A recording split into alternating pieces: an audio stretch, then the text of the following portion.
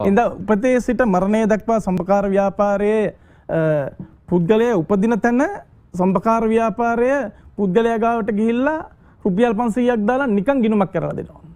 ඉදිරි කිරීම හුරු කරන මනුස්සයාට.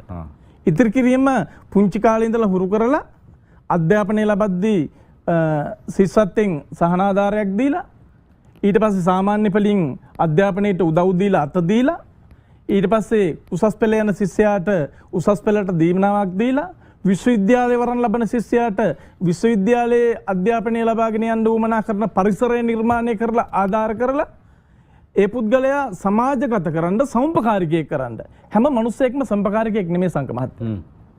හැබැයි හැම සම්පකාරකයෙක්ම මිනිස්සෙක්. ඒ හින්දා විශේෂයෙන්ම සම්පකාරයේ තුල අපි වැදගත්ම කාර්යය තමයි පුද්ගලයෙක් නිර්මාණය කරනවා. පුද්ගලෝ කීප දෙනෙක් එකතු කරලා පවුල නිර්මාණය කරනවා. මේ පවුල නිර්මාණය කිරීම තුළින් අපි සම්පකාරික සමාජයක් ගොඩනගනවා බෙසිංග මහත්තයා. සම්පකාරික සමාජයක් නිර්මාණය කරනවා. මේ සම්පකාර ව්‍යාපාරයේ ඔබතුමා අහන්න හිටපු ප්‍රශ්නෙට උත්තරේ මරුණට පස්සේ දුප්පත් මිනිස්සුන්ට දාන දෙන්න විදිහක් නැහැ.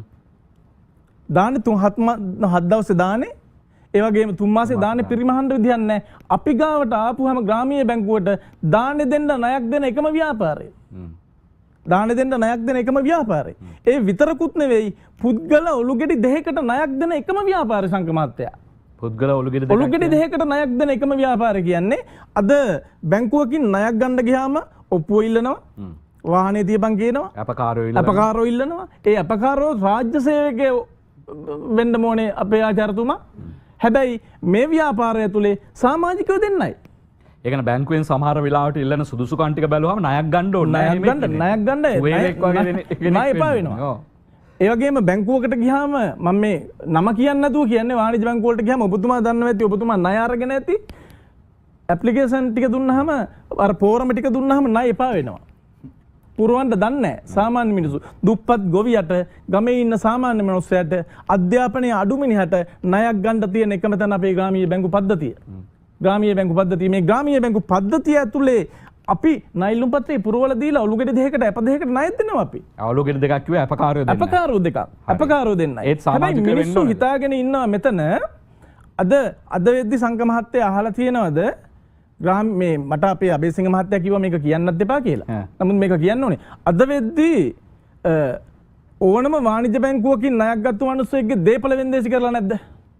පරාටේ ක්‍රමයට දීපල වෙන්දේසි කරලා තියෙනවා. හැබැයි ඉතිහාසයේ මේ සම්පකාර ව්‍යාපාරය අහලා තියෙනවද කිසිම දවසක දීපලක් වෙන්දේසි කරලා මිනිස්සෙක් ගෙයින් එළියට දාලා තියෙනවා සම්පකාර ව්‍යාපාරය කියලා. අපි දීලා තියෙන ණය බිලියන ට්‍රිලියන ගාණක්.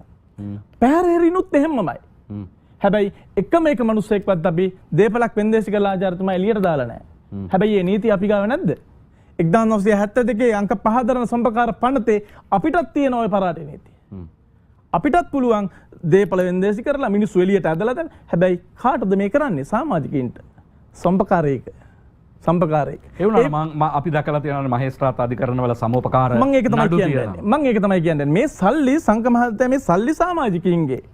ඉරටු ගාලා පොල් කටු විකුණලා පොල් ටික ගෙනල්ලා පොල්ලලි කපලා කුඹුරු කරලා දහඩිය කඳුළු වගුරවලා දාන සල්ලි ටික ආරක්ෂා කරන්න සභාපතිතුමා කියපු පද්ධතිය ඇතුලේ සම්පකාරයේ අධ්‍යක්ෂක මණ්ඩලයක් පත් කරනවා.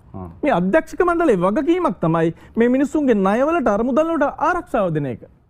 ඒ හින්දා මේ ණයවලට ආරක්ෂාව දෙද්දී අපි එළියට දාන්නේ නැහැ. හැබැයි දුවනවා කියනවා නැන්ද කියනවා මාමේ කියනවා අය කරගන්න බැරි වුණාම අපි උසාවියේ පිහිටපතනවා. හැබැයි උසාවියට ගියාමත් හුඟක් වෙලාවට උසාවිය බලන්නේ සම්පකාරකයෙක් නම් වාරික රුපියල් ලක්ෂයක් තියෙනවා නම් වාරික 5කින් ගෙවපන්. වාරික 10කින් ගෙවපන්. එහෙම ගෙවලා මිනිස්සුන්ට නැගිටින්න අතහිත දෙනවා අපි. ඒ හින්දා ඒ විතරකුත් නෙවෙයි මේ ව්‍යාපාරය තුල අර උපතේ සිට මරණය දක්වා කිව්වම අද දැන් මම නියෝජනය කරන්නේ කුරුණෑගල දිස්ත්‍රික්කයේ දමදනිය සම්පකාර සමිතිය. මට ඒකත් කියන එක අභිමානයක්. එතකොට අපේ තියෙනවා ලංකාවේ පළවෙනි සම්පකාර අවමංගල ශාලාව දඹදනියෙන් නිර්මාණය වෙන්නේ. ඒ දඹදනියෙන් නිර්මාණය වුණාට පස්සේ අද පෞද්ගලිකංශේ මරුණාම පෙට්ටියක ගාන සංක මහත්තයා කියන්න ඕනේ නැහනේ.